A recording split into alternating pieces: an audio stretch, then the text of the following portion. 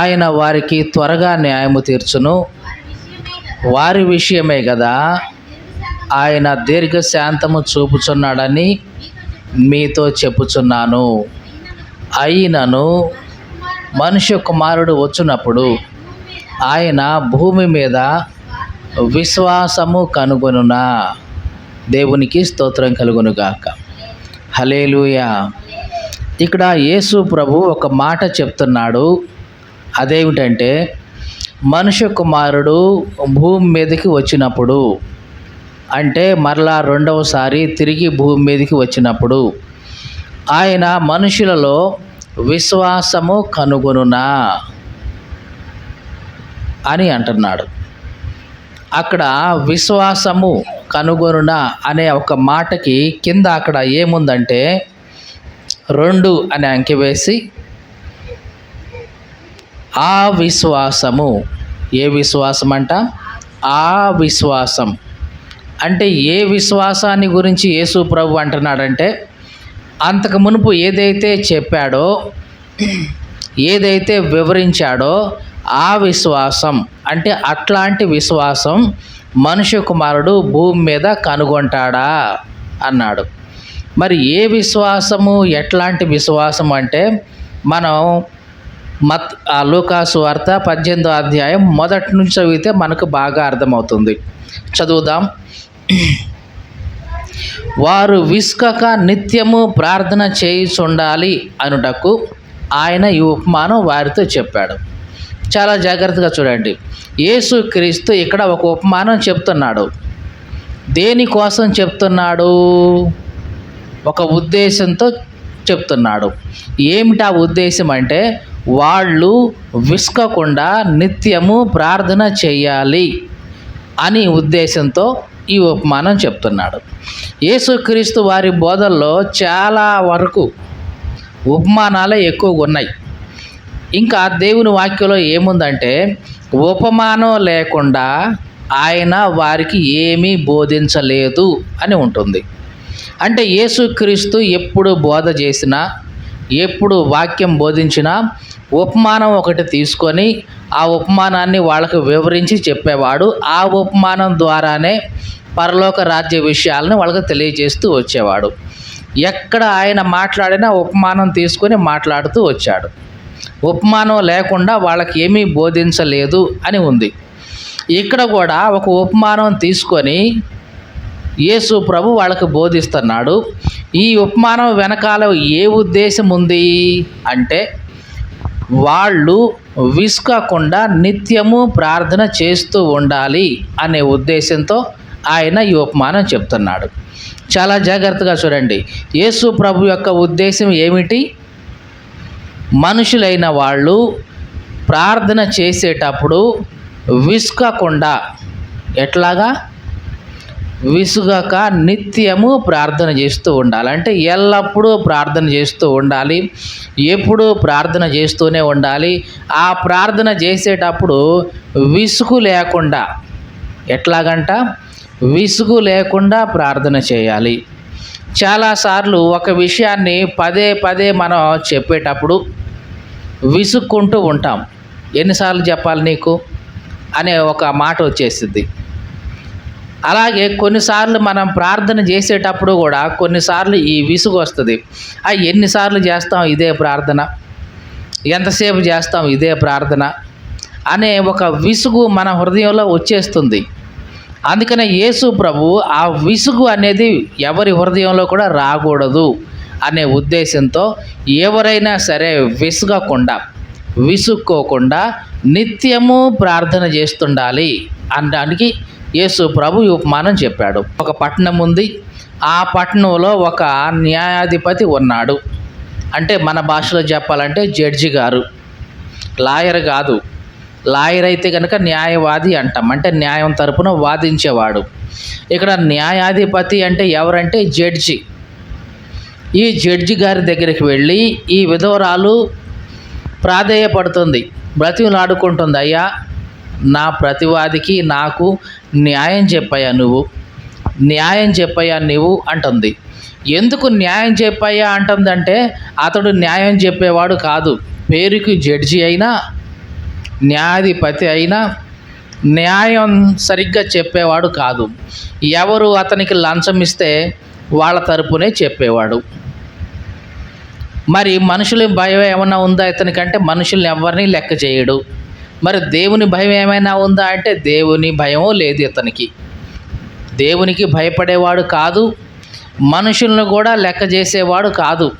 అట్లాంటి వాడు ఈయన. ఇట్లాంటి ఈయన దగ్గరికి ఈ విధవరాలు మాటి మాటికి వచ్చి గోజాడుతూ ఉంది. అయ్యా, నాకు నా ప్రతివాదికి న్యాయం చెప్పయ్యా, నాకు నా ప్రతివాదికి న్యాయం చెప్పయ్యా అని ప్రతిరోజు వచ్చి ఆయన్ని బ్రతిమలాడుతూ ఉంది. చాలా కాలం, అక్కడ రాయబడిన మాట, కొంతకాలము అతడు ఒప్పకపోయాను. అతడు చాలా కాలం ఒప్పుకోలేదంటే బహుశా ఆమె దగ్గర నుంచి ఏదైనా లంచం కావాలనుకున్నాడేమో, లేదా ప్రతివాది దగ్గర నుంచి ఏదైనా ఇంకా ఏమైనా వచ్చిందేమో. మొత్తానికైతేనే చాలా కాలం అతడు ఒప్పుకోలేదు న్యాయం చెప్పడానికి. న్యాయం చెప్పడానికి ఒప్పుకోలేదు అంటే ఏం చెప్పడానికి రెడీగా ఉన్నాడు? అన్యాయపు తీర్పు చెప్పడానికి రెడీగా ఉన్నాడు. న్యాయపు తీర్పు చెప్పడానికి ఒప్పుకోవట్లేదు చాలా కాలం. ఈ విధవరాలు యొక్క విశ్వాసం చూడండి. ఏమిటా విశ్వాసం అంటే, ఆ వ్యక్తి ఎట్లాంటి వాడు? దేవునికి భయపడేవాడా? కాదు. మనుషుల్ని లక్ష్యపెట్టేవాడా? కాదు. అయినా సరే అట్లాంటి కఠినమైన వాడు అని తెలిసి కూడా ఈ విధవరాలు మాటి మాటికి వెళ్ళి ఆయన సన్నిధిలో గోజాడుతూ ఉంది. అయ్యా, నాకు నా ప్రతివాదికి న్యాయం చెప్పయ్యా, నాకు నా ప్రతివాదికి న్యాయం చెప్పయ్యా అని ప్రతిరోజు వెళ్ళి గోజాడుతూ ఉంటే అతడు చాలా కాలం ఒప్పుకోలేదు. కానీ కొంతకాలమైన తర్వాత ఆలోచించుకోవటం మొదలేశాడు. ఏమని? అరే, నేను దేవునికి భయపడేవాడిని కాదు, మనుషులు లెక్క చేసేవాడిని కాదు. ఈ సంగతి అంతా ఈమెకు కూడా తెలుసు. అయినా సరే ఈమె మాటి మాటికి వచ్చి నా దగ్గర ఉంచి గోజాడుతూ ఉందే, నన్ను మాటి మాటికి వచ్చి తొందర పెడతా ఉందే. ఈమె ఇక మాటి మాటికి రాకుండా మళ్ళీ మళ్ళీ వచ్చి నన్ను గోజాడకుండా ఈమెకి ఈ న్యాయం తీర్చేద్దాం అనుకున్నాడు. జాగ్రత్తగా చూడండి, యేసు ప్రభు ఎందుకు ఈ ఉపమానం చెప్తున్నాడంటే, ఆ విశ్వాసం అంటే ఆ విధవరాలు చూపించిన ఆ విశ్వాసం ఈ దినాల్లో మనుషుల్లో కనబడుతుందా అనే ప్రశ్న వేస్తూ ఉన్నాడు. ఏమిటి ఆ విధవరాలు చూపించిన విశ్వాసం అంటే, ఆ వ్యక్తి అన్యాయస్తుడే, కఠినమైన వాడే, మనుషులంటే లెక్క లేదు, దేవుడి భయం అసలే లేదు, అట్లాంటి వాడి మనసు కరగదు. మన భాషలో చెప్పాలంటే కఠినమైన హృదయం, రాతి గుండె, మూర్ఖుడు, ఎవరి మాట వినేవాడు కాదు. అట్లాంటి వాడి దగ్గరికే ఈ విధవరాలు మాటి మాటికి వెళ్ళి గోజాడింది. అలా గోజాడటం వల్ల ఏమైంది? అతను మనసు మారిపోయింది. ఈమెకి ఎట్లాగైనా సరే న్యాయం చెప్పేద్దాం అనుకున్నాడు. ఈ విధవరాలు యొక్క విశ్వాసం ఎట్లుందంటే, ఎంత కఠినుడైనా సరే నేను మాటి మాటికి వెళ్ళి గోజాడితే తప్పనిసరిగా నాకు న్యాయం చేస్తాడు. ఇది ఆమె యొక్క విశ్వాసం. మీకు అర్థమైందండి? ఒక కఠినమైన ఆ వ్యక్తి దగ్గరికే మాటి మాటికి వెళ్ళి ఆమె అడుగుతుంది. మరి న్యాయవంతుడైన దేవుని దగ్గరికి మనం ఇంకెంత మాటి మాటికి రావాలి? మీకు అర్థమైందా ఈ మాట? అన్యాయస్తుడైన అతని దగ్గరికే ఈమె మాటి మాటికి వచ్చి గోజాడుతుంటే, మరి న్యాయవంతుడైన దేవుని దగ్గరికి నువ్వు ఇంకా ఎన్నిసార్లు రావాలి? ఎంత తరచుగా రావాలి? అంటే ఆ విశ్వాసం రావాలి. ఏ విశ్వాసం? ఆ విశ్వాసం రావాలి. మాటి మాటికి వచ్చి గోజాడే విశ్వాసం. కానీ ఈ దినాల్లో చాలామందికి ఎట్లా ఉందంటే, ప్రార్థనలో ఒకే విషయాన్ని మాటి మాటికి చేసే ఆ విశ్వాసం రావట్లా. అంటే ఒకసారి చేశామండి, రాలేదు, జరగలేదు, అంతే. మళ్ళీ ఏమని చేస్తాం? ప్రార్థన చేశాముగా, జరగలేదుగా, మళ్ళీ ఎట్లా చేస్తాం ప్రార్థన? ఏ ముఖం పెట్టుకొని చేస్తాం ప్రార్థన మళ్ళీ అదే విషయాన్ని అని అలాగా ఉన్నారు. సెయింట్ అగస్టిన్ అనే ఒక భక్తుడు ఉండేవాడు. ఇతను మారు మనసు పొందక ముందు ఆమె యొక్క తల్లి పేరు మౌనిక. ఆమె ఇతని కోసం ప్రత్యేకంగా ప్రతిరోజు ప్రార్థన చేసేది, ప్రతి క్షణం ప్రార్థన చేసేది. ఎట్లాగా ప్రార్థన చేసేదంటే ఆమె చెప్పింది ఏమని, ఆమె ఇల్లు పాచి పని చేస్తూ ఉండేది. వేరే వాళ్ళ ఇళ్ళల్లో పాచి పని చేయడం అంటే వాళ్ళ ఇంటికి వెళ్ళి వాళ్ళ ఇల్లు ఉడవడం, తర్వాత వాళ్ళ బట్టలు ఉతకటం, తర్వాత గిన్నెలు అవన్నీ కడగటం, ఇవన్నీ చేస్తూ ఉండేది. వేరే ఇంట్లో ఈ పాచి పనులు చేస్తూ ఉండేది. అట్లా చేసేటప్పుడు ప్రతి పని చేసేటప్పుడు ఆమె ప్రార్థన చేస్తూ ఉండేది.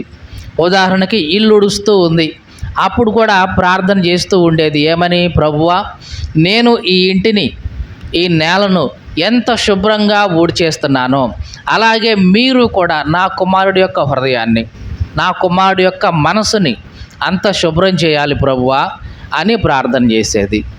అంట్లు దోమేటప్పుడు కూడా ప్రార్థన చేసేది. ఏమని, ప్రభువా నేను ఈ అంట్లను ఎట్లాగైతే తెల్లగా మురికి లేకుండా తోమేస్తున్నానో అట్లాగే నీవు కూడా నా కొడుకు యొక్క హృదయాన్ని తోమేయాలి ప్రభువా, శుభ్రం చేయాలి ప్రభువా అని ప్రార్థన చేసేది. ఇట్లాగా ఆమె దాదాపుగా 9 సంవత్సరాలు అట్లాగే చేస్తూ వచ్చిందంట. 9 సంవత్సరాలు ప్రార్థన చేసినా సరే ఆ వ్యక్తి యొక్క హృదయం మారలా, తన కొడుకు హృదయం మారలేదు సరిగదా. ఇంకా అధ్వానంగా తిరుగుతున్నాడు, చెడ్డ స్నేహితులతో కలిసి తాగటం, వ్యభిచార గృహాలకు వెళ్ళడం, ఇట్లాంటివి చేస్తూ ఉన్నాడు. అయినా ఏమి ఓపికగా ప్రార్థన చేసి 9 సంవత్సరాలు పట్టుదలగా ప్రార్థన చేసింది. ఇక 9వ సంవత్సరం అయిపోయిన తర్వాత ఇట్లాగే అయ్యగారి దగ్గరికి ప్రార్థనకి వెళ్తుంటుంది. ఆమె అడిగింది వాళ్ళ పాస్టర్ గారితో, ఏవండి ఈ 9 సంవత్సరాలు నేను నా కొడుకు కోసం క్షణం ప్రార్థన చేస్తూనే ఉన్నా, కానీ వాడికి మారు మనసు ఇంకా రాలేదు. ఇక నేను ప్రార్థన చేయటం ఆపేస్తానండి. ఏమంటుంది, నేను ప్రార్థన చేయటం ఇక ఆపేస్తానండి నా కొడుకు కోసం. ఎన్ని సంవత్సరాలు అండి చేసేది? 9 సంవత్సరాల నుంచి అదే ప్రార్థన చేస్తున్నానండి. ఏ ప్రార్థన? అయ్యా కొడుకుకు మారు మనసు దయచేయి ప్రభు అని ఇదే ప్రార్థన చేస్తున్నానండి. ఎంతసేపు చేశానండి, ఎన్ని సంవత్సరాలను చేశానండి, నీకు నేను మానేస్తానండి అని అంటే అన్నాడంట ఆ పాస్టర్ గారు. అమ్మమ్మ మానేయకు, అట్లా మానేస్తే ఎట్లాగా? ఇప్పుడు ఒకవేళ నువ్వు ప్రార్థన చేయటం మానేస్తే ఈ 9 సంవత్సరాలు చేసిన ప్రార్థన అంతా వృధా అయిపోయినట్లేగా. ఏమాత్రం నువ్వు ఆపొద్దమ్మా, అట్లాగే ప్రార్థన చెయ్యి, తప్పనిసరిగా దేవుడు అతన్ని దర్శిస్తాడు అని అనంటే, సరే అయ్యగారు మీరు చెప్పినట్లుగా మళ్ళీ ప్రార్థన కంటిన్యూ చేస్తాను ఎప్పట్లాగా అని ప్రార్థన చేయటం ప్రారంభించింది. ఒకనొక సమయంలో ఒక మీటింగ్ ఇట్లాగే జరుగుతూ ఉంటే ఈ అగస్టిను తన స్నేహితులు కలిసి ఎగతాళి చేద్దాం, ఆ చెప్పే పాస్టర్ గారి మాటలను వింటూ వెనకాల ఉండి కామెంట్ చేసి హ్యాపీగా కాసేపు సరదాగా నవ్వుకుందాం పదండ్రా అని వెళ్ళిపోయారు అట్రూపు అంతా. అలా వెళ్తున్నప్పుడు ఆ పాస్టర్ గారు చెప్తున్న ప్రతి మాట తన హృదయాన్ని తాకింది. ఆ సమయంలో తాకి దేనికోసం వచ్చారు వాళ్ళు చెప్పండి? ఎగతాళి చేసి కామెంట్ చేసి హ్యాపీగా కాసేపు ఎంజాయ్ చేద్దాం అనుకున్నారు. కానీ అదే సమయంలో దేవుడు తన మాటల ద్వారా అతన్ని పట్టుకున్నాడు. ఒకవేళ ఆ సమయంలో తల్లి గనక ప్రార్థన చేయకుండా అట్లాగే ఆగిపోయి ఉంటే ఏమై ఉండేది? ఆ 9 సంవత్సరాలు చేసిన ప్రార్థన అంతా వృధాగా అయిపోయేది కదా. ఇది మాటికి గోజాడి ప్రార్థన చేయటం అంటే. చాలాసార్లు మనం ఏం చేస్తామంటే 1 సంవత్సరం చూస్తాం, ఏమీ జరగల. 2వ సంవత్సరం చూస్తాం, ఏమీ జరగల. 3వ సంవత్సరం చూస్తాం, ఏమీ జరగల. ఇక వెంటనే మనలో అవిశ్వాసం వస్తుంది. నేనేదో జరుగుద్ది అనుకొని పోయి ఆ ప్రార్థనకి, ఏమీ జరగదు, అనవసరం అని మళ్ళీ వెనక్కి జారిపోతూ ఉంటాం. అబ్రహాంకి దేవుడు అన్నాడు 75 సంవత్సరాల ప్రాయంలో. ఎంత? ఏ వయసులో అండి? 75 సంవత్సరాలప్పుడు అబ్రహాముకు దేవుడు అన్నాడు, అబ్రహామా నీకు నేను సంతానాన్ని ఇస్తాను అన్నాడు. ఎన్ని సంవత్సరాలప్పుడు? 75 సంవత్సరాలప్పుడు. ఆ 75 సంవత్సరాల నుంచి అబ్రహాము ప్రార్థన చేస్తూనే ఉన్నాడు. నాన్న సంతానం ఇస్తా అన్నావు కదా, అయ్యా సంతానం ఇస్తా అన్నావు కదా అని ప్రార్థన చేస్తూనే ఉన్నాడు. కానీ సంతానం రాలేదు. మనమైతే ఏమనుకుంటాం, ఏం దేవుడు అసలు, దేవుడైనా చెప్పింది నాకు ఈ మాట, అసలు దేవుడి దగ్గర నుంచైనా నాకు ఈ మాట వచ్చింది అసలు. మరి దేవుడి దగ్గర నుంచి మాట వస్తే వెంటనే జరగాలి కదా. సంవత్సరం అయింది, 2 సంవత్సరాలు అయింది, 5 సంవత్సరాలు అయింది, 10 సంవత్సరాలు అయింది, 20 సంవత్సరాలు అయిపోయినాయి, ఇంతవరకు సంతానం అనే మాటే కనపట్లేదు. చివరికి నేను ముసలోడిని అయిపోతున్నాను, నా భార్య కూడా ముసలిది అయిపోయింది కదా. అసలు దేవుడు చేస్తాడా చేయడా? ఎప్పుడో చెప్పాడు 20 సంవత్సరాల క్రితం సంతానం ఇస్తానని, ఇంతవరకు దాన్ని ఊసే లేదే అనుకొని అబ్రహాము నిరాశపడల. అప్పటికీ అబ్రహాం ప్రార్థన చేస్తూనే ఉన్నాడు. 24 సంవత్సరాలు అయిపోయిన తర్వాత అప్పుడు అబ్రహామును మళ్ళీ దర్శించాడు. అబ్రహామా, నేనే నీకు బహుమానం, నీ కేడెము అనంటే, అయ్యా ఏమి ఇస్తే ఏముందిలేయా, ఆ దమస్కు ఎలియాజరే నా ఇంటికి వారసుడు అవుతాడు కదా, నేను సంతానం లేకుండా ఉన్నా కదా అనంటే, ఇతను నీకు వారసుడు కావటం ఏంటి, నీ గర్భవాసాన పుట్టేవాడే నీకు వారసుడు అవుతాడు, రా అని బయటకు తీసుకెళ్ళి, చూడు ఆకాశపు నక్షత్రాలు చూడు అన్నాడు. చూశాను నాయన, లెక్కబెట్టు అన్నాడు.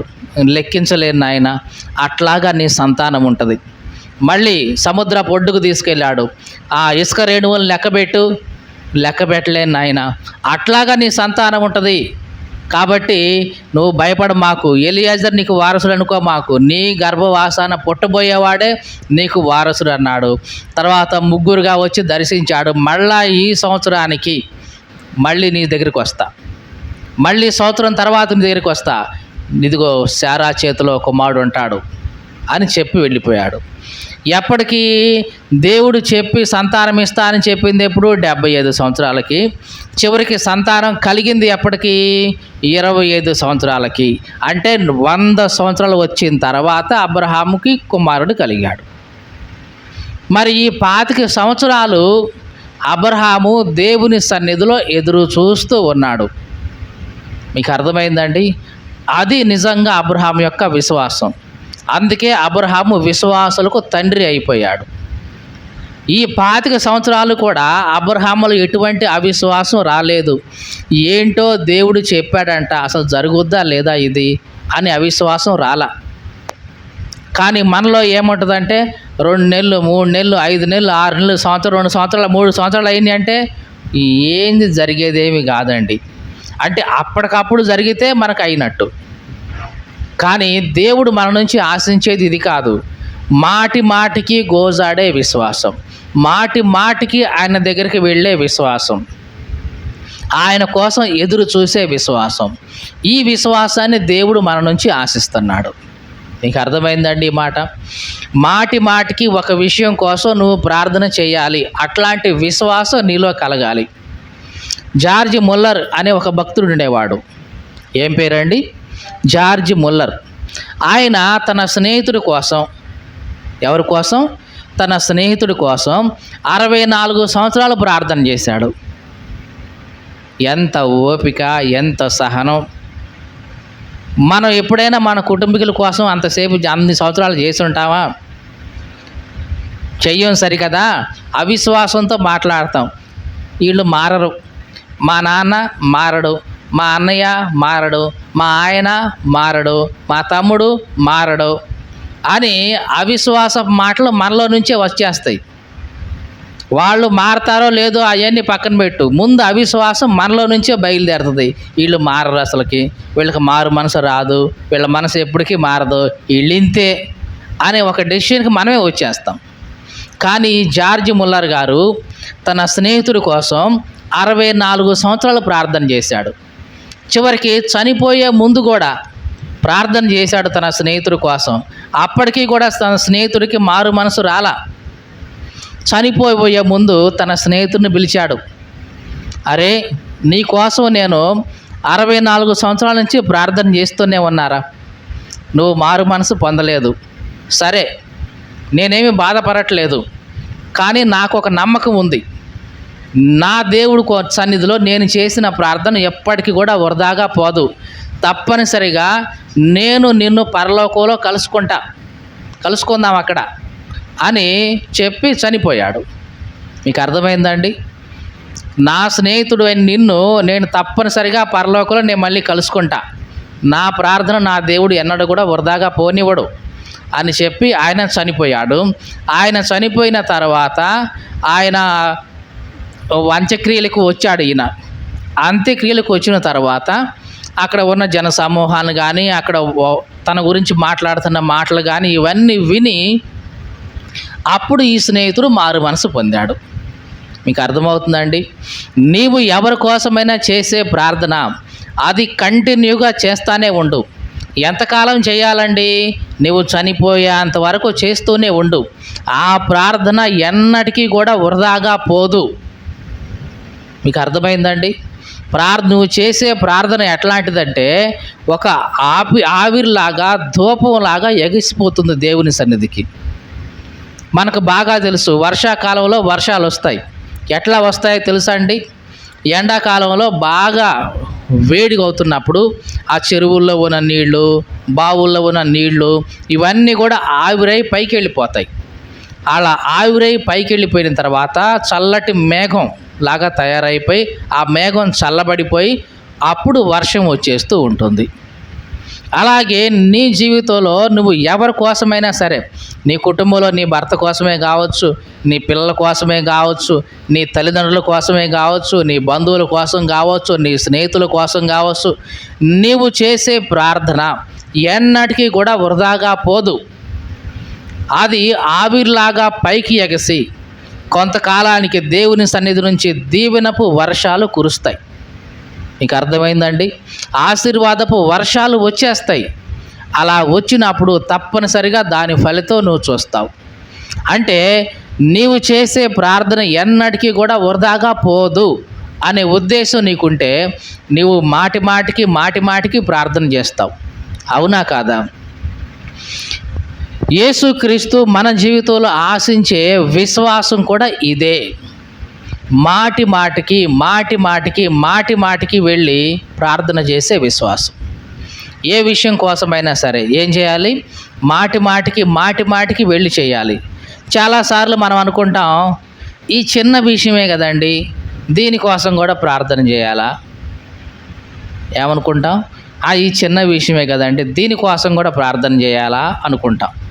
కానీ దేవుడు అంటాడు, చూసావా, నా బిడ్డ చిన్న విషయం కోసమైనా సరే నా సన్నిధిలో నన్ను జ్ఞాపకం చేసుకుంటుంది, ఇదిగో నాకు ప్రార్థన చేస్తుంది అని దేవుడు సంతోషపడతాడు. కానీ మనం అనుకుంటాం, మరీ ఈ చిన్నదానికి కూడా ఏమడుగుతాం దేవుణ్ణి అనుకుంటాం. ఈ జీవితంలో జరిగే ప్రతి సంఘటనకి తప్పనిసరిగా నువ్వు ప్రార్థన చేయాలి. అది చిన్న విషయమా పెద్ద విషయమా ఇది కాదు విషయం.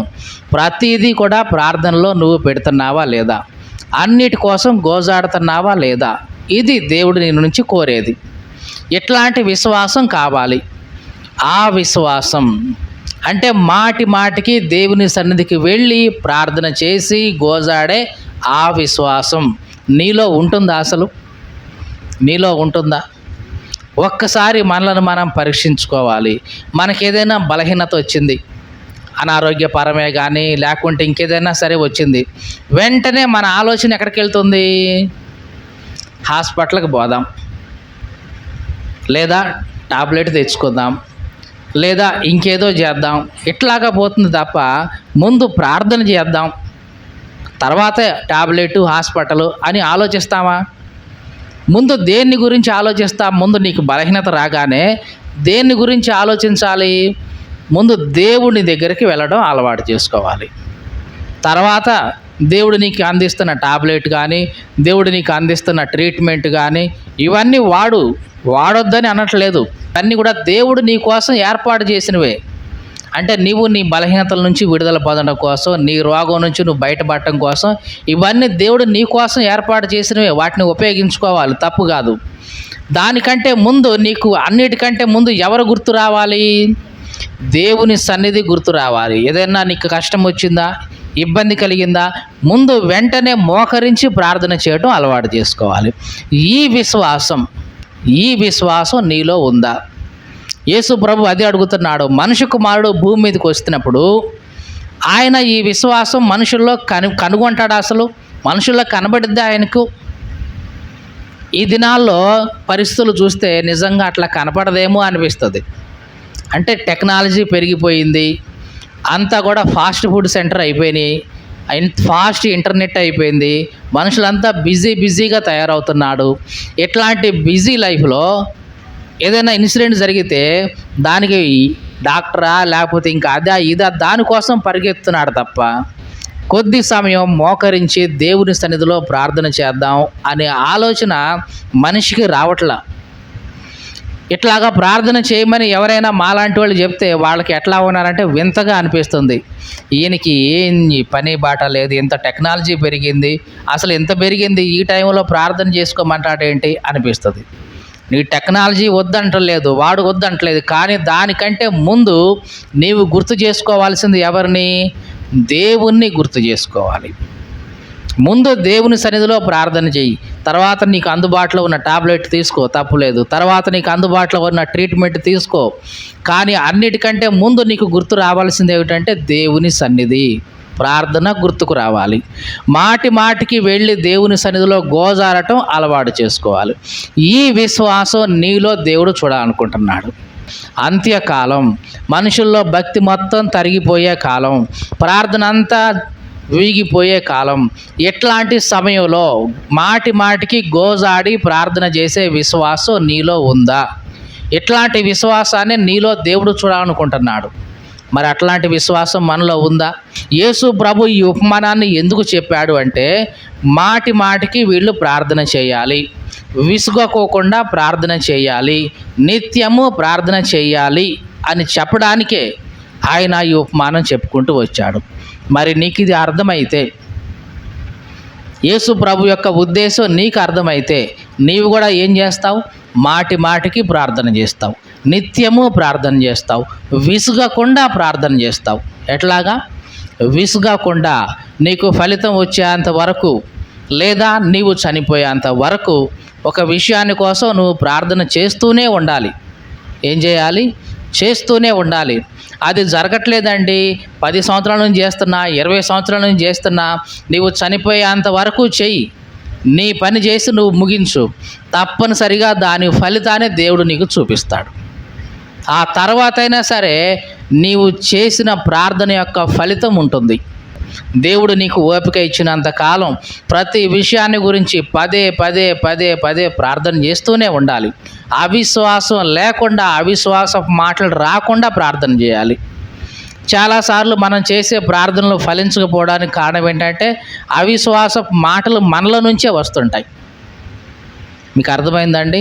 మనల నుంచే వస్తుంటాయి. ఉదాహరణకి నీ భర్త తాగుబోతు అనుకుందాం, నీవు ఆయన కోసం ప్రార్థన చేసావు, 5 సంవత్సరాలు చేసావు, 10 సంవత్సరాలు చేసావు.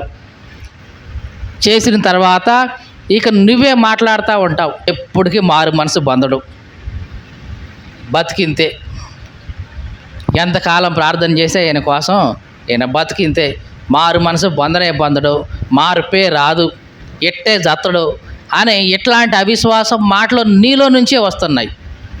అందుకనే నువ్వు ఫలితాన్ని చూడలేకపోతున్నావు. అవిశ్వాసం లేకుండా నువ్వు అంతకు మునుపు ఏవైతే ప్రార్థన చేసుకుంటూ వచ్చావో అదే ప్రార్థన కంటిన్యూ చేసుకుంటావో తప్పనిసరిగా దాని ఫలితాన్ని నువ్వు చూస్తావు. ఒకవేళ నువ్వు చూడకపోయినా తర్వాతనే సరే ఆ ఫలితం ఉంటుంది, అందుట్లో ఎటువంటి సందేహం లేదు. కానీ నీవు నేను చేయాల్సింది ఏమిటి? మాటికి చేస్తూనే ఉండాలి. ఏ విషయం కోసమైనా సరే. ఒక విషయాన్ని కోసం దేవుడు చేయమని చెప్పాడా? పదే అదే విషయాన్ని కోసం చేస్తూనే ఉండాలి. ఎంతకాలం చేయాలండి? ఎంతకాలమైనా చేస్తూనే ఉండాలి. తప్పనిసరిగా దాని ఫలితాన్ని నువ్వు తప్పనిసరిగా చూస్తావు. ఒకవేళ నువ్వు చూడలేకపోయినా దాని ఫలితం అయితే ఆ వ్యక్తి తప్పనిసరిగా చూస్తాడు. తప్పనిసరిగా నువ్వు ఎవరి కోసమైతే ప్రార్థన చేస్తున్నావో ఆ వ్యక్తి యొక్క మారు మనసు పొంది తీరతాడు. నువ్వు బ్రతికున్నప్పుడే కావచ్చు, లేదా నువ్వు చనిపోయిన తర్వాతైనా సరే ఆ వ్యక్తి మారు మనసు పొందుతాడు. దాంట్లో ఎటువంటి సందేహం లేదు. జార్జ్ ముల్లర్ గారు అదే చెప్పాడు, స్నేహితుడా, నేను బ్రతికున్నంతకాలం నువ్వు మారు మనసు పొందలేదు, నేను చనిపోయిన తర్వాత తప్పనిసరిగా నువ్వు మారు మనసు పొందుతావు, నేను నిన్ను పరలోకంలో కలుసుకుంటా. ఈ విశ్వాసంతో ఉన్నాడు. ఎంతకాలం ప్రార్థన చేశాడని చెప్పాము? 64 సంవత్సరాలు చేసి కూడా అదే విశ్వాసాన్ని ఆయన కాపాడుకున్నాడు. దేవుడు అంటున్నాడు మాటి మాటికి గోజాడే విశ్వాసం మనలో ఉండాలి అని కోరుకుంటున్నాడు.